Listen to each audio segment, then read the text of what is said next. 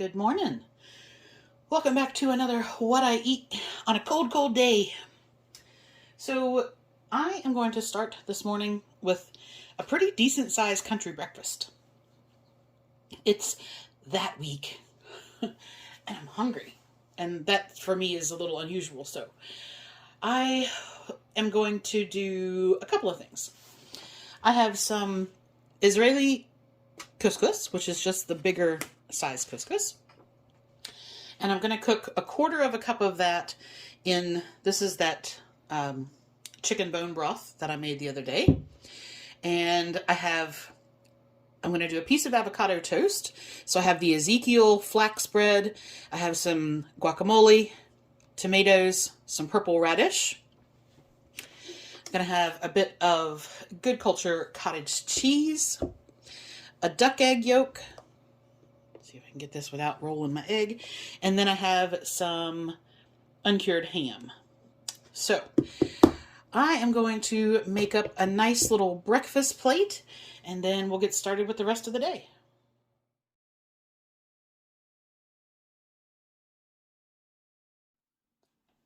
For lunch today, I am going to have this lamb shoulder that I got at Kroger.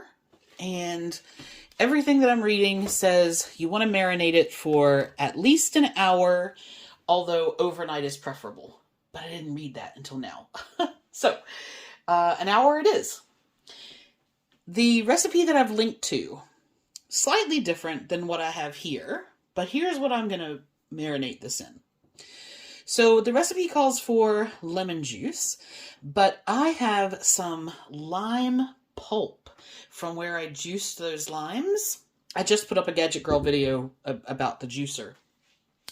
And you really want to use this like pulp within about 36 hours.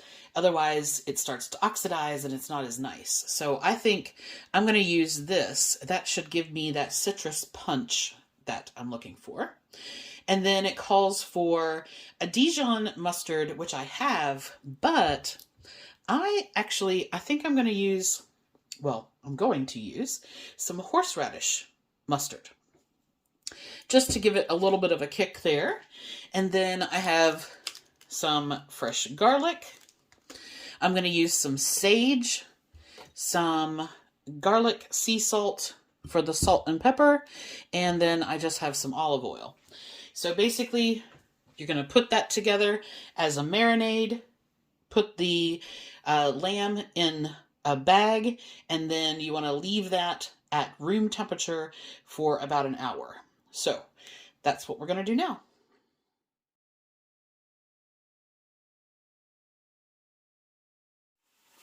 All right, so my lamb chop is cooking on the grill. And while that was going, I went ahead and made my salad. So this is just 50-50 lettuce blend, carrots, tomato, beets, baby corn, cucumbers, and purple Daikon radish. And I'm just going to make a dressing with lemon juice and some tamari soy sauce.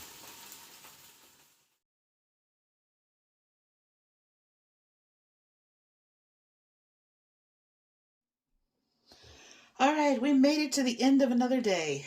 So I am quite late starting this because I had a member spotlight interview with Jordan tonight as part of our new meeting team.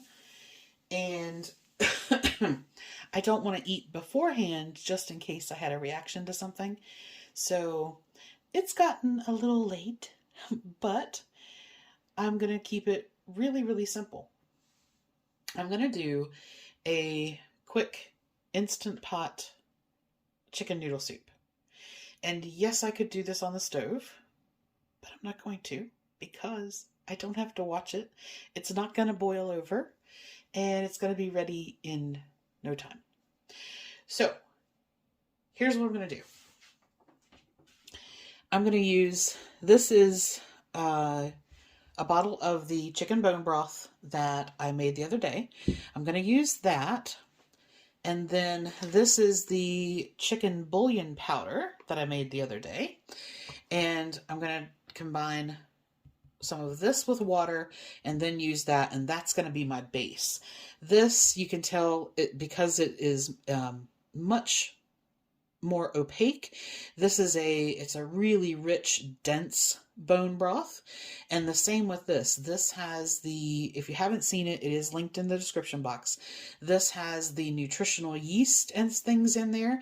So it is a much sort of richer broth. That's going to be great. Then I have some baby carrots, and this is my celery. Just a little tip, if you don't know this already, if you wrap your celery in foil and put it in the fridge that way, keep it away from the back of the fridge. You don't want it to get in the super cold part. Celery goes from lasting for, a week to wrapped in foil like that. I can keep celery almost a month. So I'm not going to do any onions. I do have some garlic. And then I'm just going to use an Italian seasoning, I think I have a couple of tablespoons of that maybe. And then for the chicken, I'm actually just going to use a can. I don't have any chicken thawed out. I don't want to mess around with it. So this particular one only, from Kroger, is just the chicken breast meat, water, and salt. A lot of the canned chickens, you have to be a bit more careful on if you're watching for your chemicals in there, because they do contain natural flavors or potassium sorbate or things like that. So I'm going to use a can of that and some whole wheat egg noodles. Oh, salt and pepper.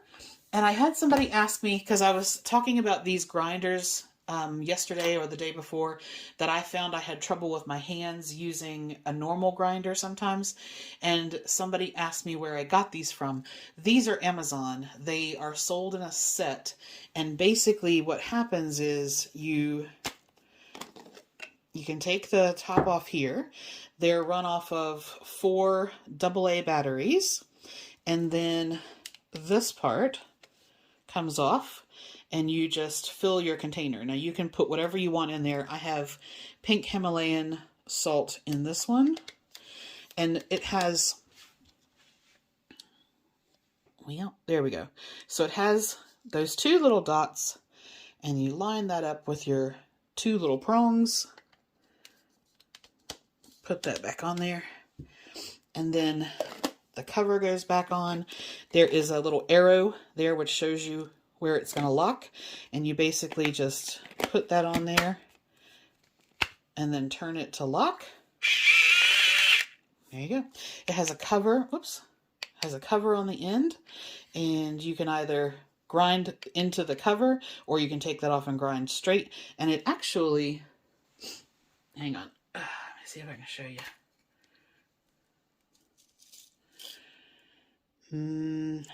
I can't really show you, but there's a light there at the bottom. So I guess if you were grinding in the dark. Yes, so that came as a set on Amazon. I don't remember what I paid for them. I think it was probably like $17, $19, something like that. Okay, so all I have to do, I'm going to combine 2 tablespoons of this with 2 cups of water. 1 tablespoon of bouillon per cup of water. 2 cups, this is 2 cups as well. So I'm going to have 4 cups of stock. I'm going to cut up the carrots, celery, and garlic. And then I'm going to add all of that with the chicken, the seasoning, everything but the lemon. The lemon I'm going to add at the end. Salt, pepper, all of that goes in the Instant Pot. Because the chicken is already cooked, I don't have to do a long cook time and cook the pasta separately. All I'm going to do is set it on 3 minutes. That will give the pasta time to cook without falling apart. Now I'm going to double check, and I will put what the cooker thinks it should be in there. But we'll see. But I'm pretty sure I've done pasta in the Instant Pot before. Not in terms of like in a soup though. I've done it as a sort of on its own. And I did 3 minutes. So I'm going to do a little research there. But that's what I think. But I'll give you the finished times in the description box. Okay, that's it.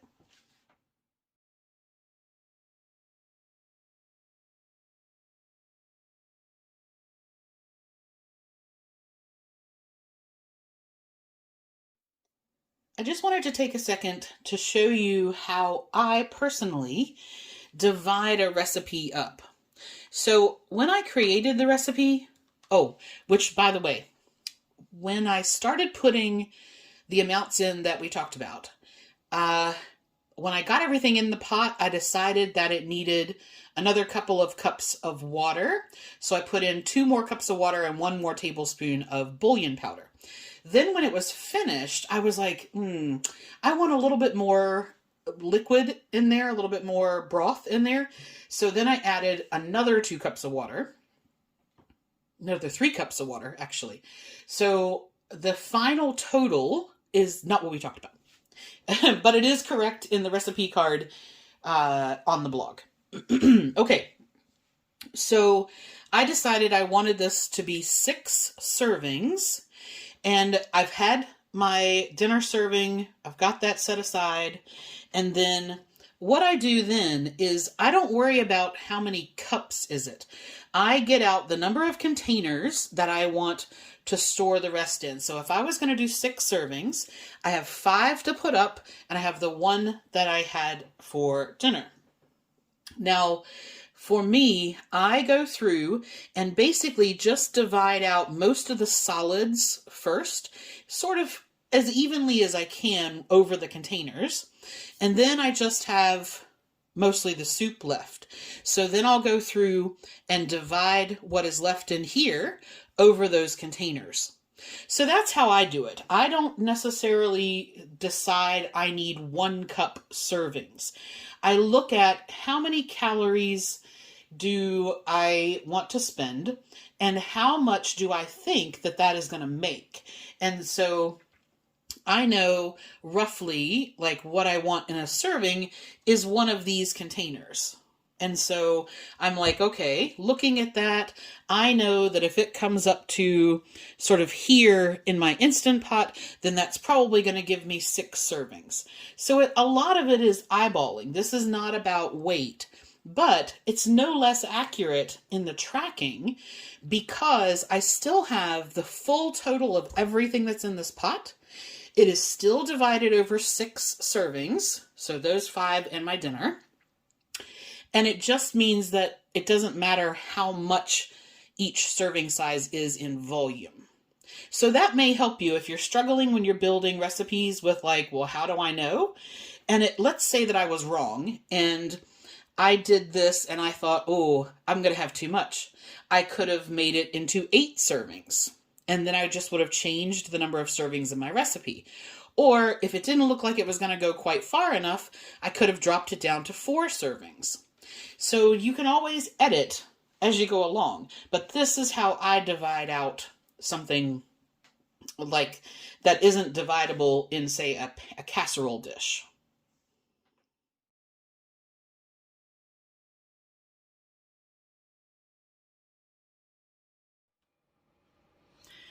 Hey guys, how you going? So, pretty cruisy day for the most part. I don't know that I have nothing really interesting to tell you about breakfast. It was breakfast. Lunch. Oh, okay. So, lunch.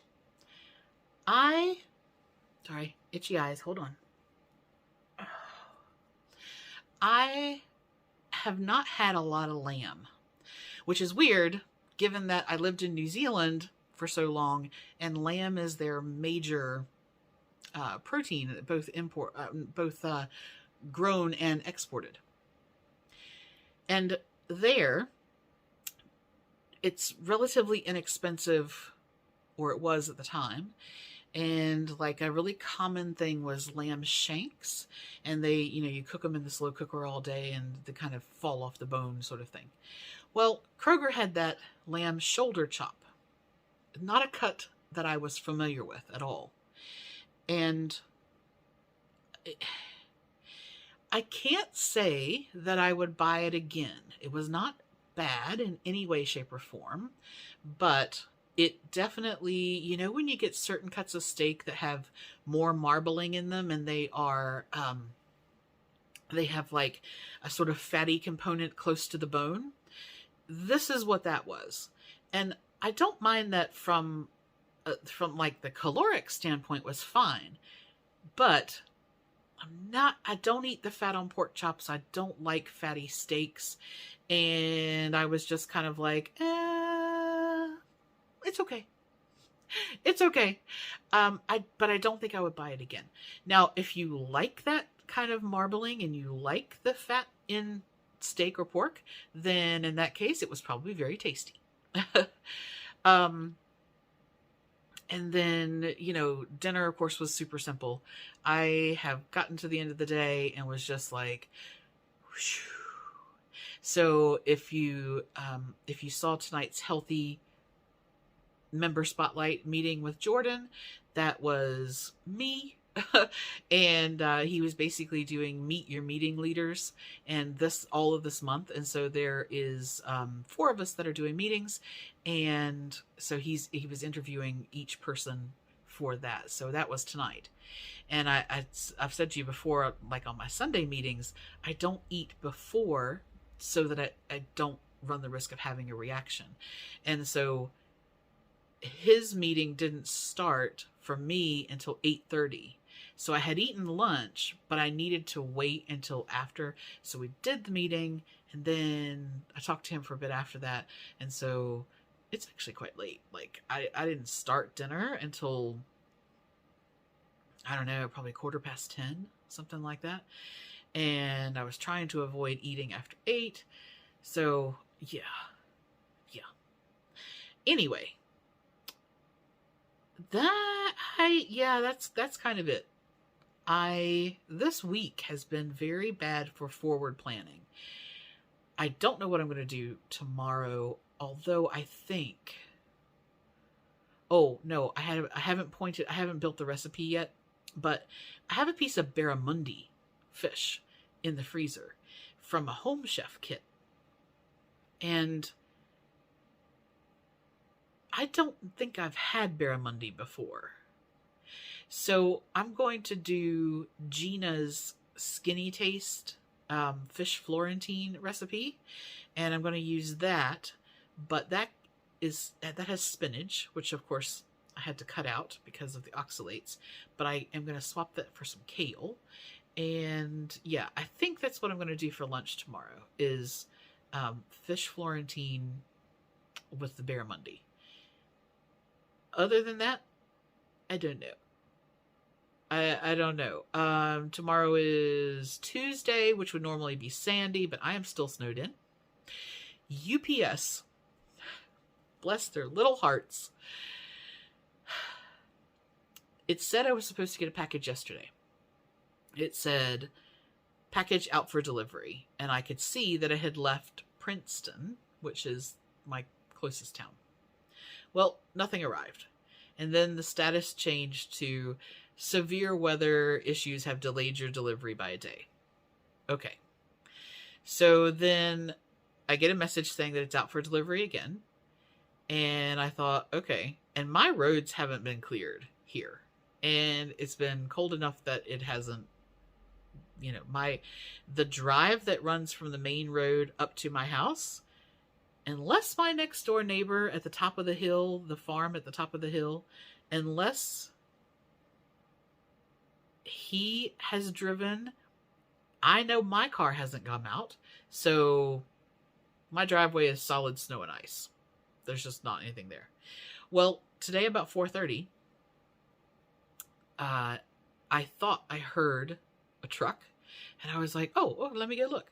And so I see UPS at the bottom of my driveway, and they've pulled off the road, and they're at the bottom of my drive. And I thought, oh, okay, that's awesome. My packages will be here. Well, then I get the email notification that says your package has been delivered. And I'm like, no. And so I go and I look on my porch just to be sure. Nothing. And there's no tracks in the snow leading up to my porch. And I thought, oh, okay, well, maybe they drove around back and I just missed it because they have left stuff at the back before. So I go and I look, no box out there. And what I ordered will not fit in my mailbox. So they've marked it as delivered It's not on my porch. It's not at my back gate. There are no footprints in my snow. So they didn't attempt to deliver it. The only thing I could think that they've done is that they've put a note in my mailbox to say that they are taking it to the post office and leaving it there. And I have this little rural post office, which is only open a certain number of hours during the day, and they're closed for like an hour at lunch, and then they close at 3 in the afternoon. Well, I can't get my car out anyway. So, you know, if it is at the post office, it'll have to sit down there with Steph until I can get down there and get it. But that was my excitement for the day. My Amazon is here. Yay! Oh, no, it's not. I don't know where it is. And I'm guessing, the only thing I can guess is that there's a note in my mailbox saying that it's somewhere else. So, yes.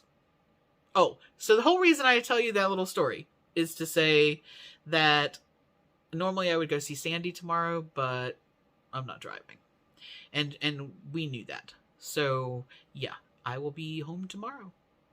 I had these plans for showing you some cool unicorn noodles today, and then I woke up feeling like, So let's see how I feel tomorrow.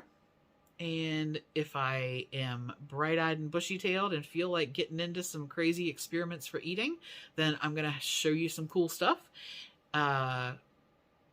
If I feel like today, which was okay-ish, but definitely not like ready to do all this exciting stuff, then it'll just be a normal day. So we'll see. Okay. Let us do our card of the evening. And then we'll see. By the way, I know I've told you that when we finish with these, that I'm going to get another set. If you have something, I haven't decided what I want to buy. So if there is something that you would like to see, let me know and I'll order it. And I thought, I think what I'm going to do is I'm going to order probably 2 other things, and then I'll shuffle around between the 3. So, okay, what do we have?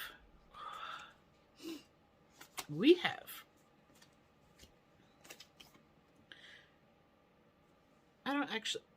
have little warriors. There we go.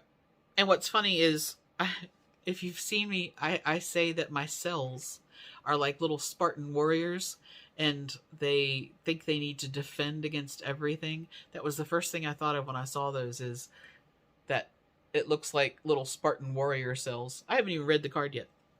Okay, vitality.